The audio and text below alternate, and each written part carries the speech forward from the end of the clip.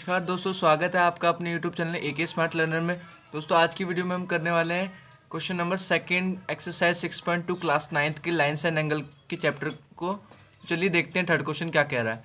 In figure 6.30 if AB parallel CD AB जो है वो CD के पैरेलल है और CD और EF जो है परपेंडिकुलर है CD के। एंड एंगल GED हमें गिवन है 126 डिग्री। हमें फाइंड करना है एंगल AGE, एंगल GEF और एंगल FGE। तो देख सकते हैं आप कि हमें एंगल GED 126 दे रखा है। एंगल GED ये पूरा एंगल 126 डिग्री दे रखा है हमें, और ये जो बॉक्स देख रहे हैं ये 90 डिग्री दे रखा है।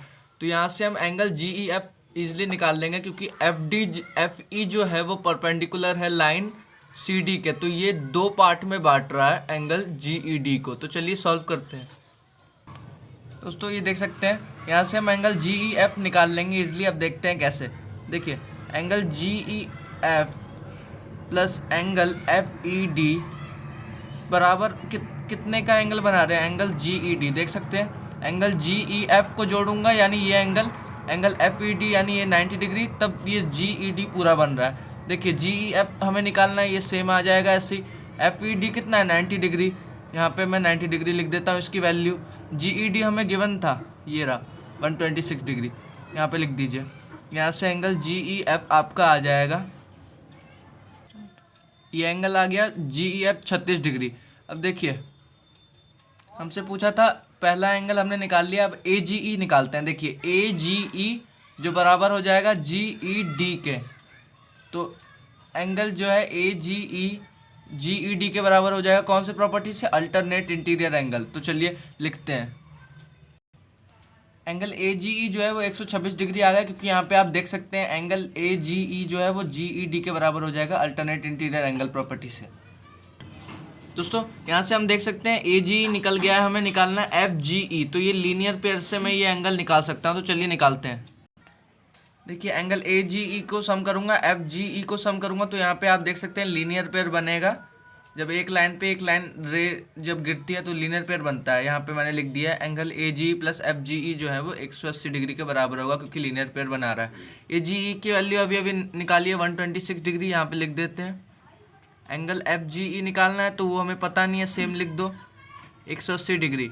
यहाँ से FGE एंगल जो है हम निकाल लेंगे यहाँ से माइनस करके। यहाँ से ये आ गया आपका FGE एंगल 54 डिग्री। चलिए दोस्तों अब बढ़ते हैं अगले क्वेश्चन की तरफ। देखिए अब ये हमारे सामने थर्ड क्वेश्चन है। हमारे सामने PQ जो है वो ST के पैरेलल है, ST PQ के पैरेलल है, और एंगल PQR जो है 110 डिग्री है। एंगल RST जो है 130 डिग्री है। फाइंड करना है एंगल QRS यानी ये बीच वाला एंगल। हिंट दे रखा है हमें, एक लाइन पैरेलल बनाओ ST के थ्रू पॉइंट R की तरफ से एक ST लाइन पैरेलल बनाओ। तो चलिए इसमें हमें हिंट दे रखा है, तो हमें यहाँ से एक पैरेलल लाइन डिज़ाइन करनी पड़ेगी, उसके बाद हम QRS निकालेंगे। तो चलिए निकालते हैं। ये आप देख सकते हैं ये फिगर कुछ ऐसा है। हमें हिंट दिया है उन लोगों ने कि एक लाइन बनाइए पैरेलल जो होगी ST के। तो चलिए यहाँ से हम एक लाइन ड्रॉ कर लेते हैं जो इसके पैरेलल होगी। इसका नाम आप दे सकते हैं, इसका नाम आप दे दीजिए XY। अब देखिए अब ये लाइन बन गई है, यहाँ पे दो लाइन रे जो है वो गिर रही है। यहाँ से हम लगा देंगे स्ट्रेट लाइन प्रॉपर्टी।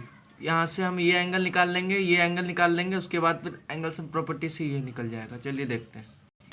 अब आप देख सकते हैं कि ये लाइन इसके पैरेलल है, तो ये एंगल और इस एंगल का सम 180 के बराबर होगा, कोइंटीरियर एंगल। तो चलिए लिखते हैं। देख सकते हैं यही प्रॉपर्टी जो कोइंटीरियर एंगल की बन रही है, इस एंगल का सम करूँगा 180 डिग्री के बराबर आएगा। PQR हमें दे रखा है 110 डिग्री। यहाँ से हम QRX निकाल लेंगे, तो यहाँ से ये QRX की वैल्यू आपकी आ जाएगी सिंपली माइनस करके 70 डिग्री। ये आपकी आ गई 70 डिग्री। अब इस तरफ भी देखिए सेम हमें वैसे ही करना है। Angle TSR plus angle SRY दोनों का सम करूँगा 180 डिग्री के बराबर होगा। सेम रीज़न होगा कोइंटीरियर एंगल। यहाँ ये TSR हमें दे रखा है 130, SRY दे रखा है हमें, यानी फाइंड करना है। यहाँ से निकल जाएगा एंगल SRY आपका 50 डिग्री।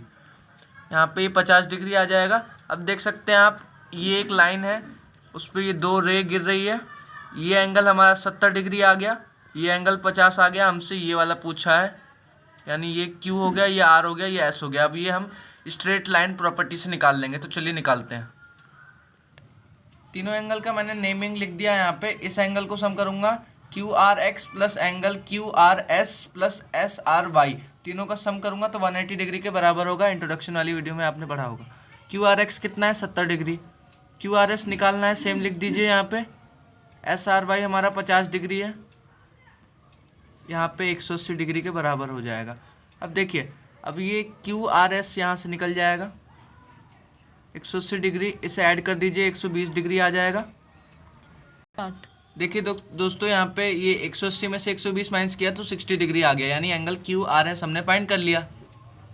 दोस्तों क्वेश्चन 3 तक हमने कंप्लीट कर लिया है।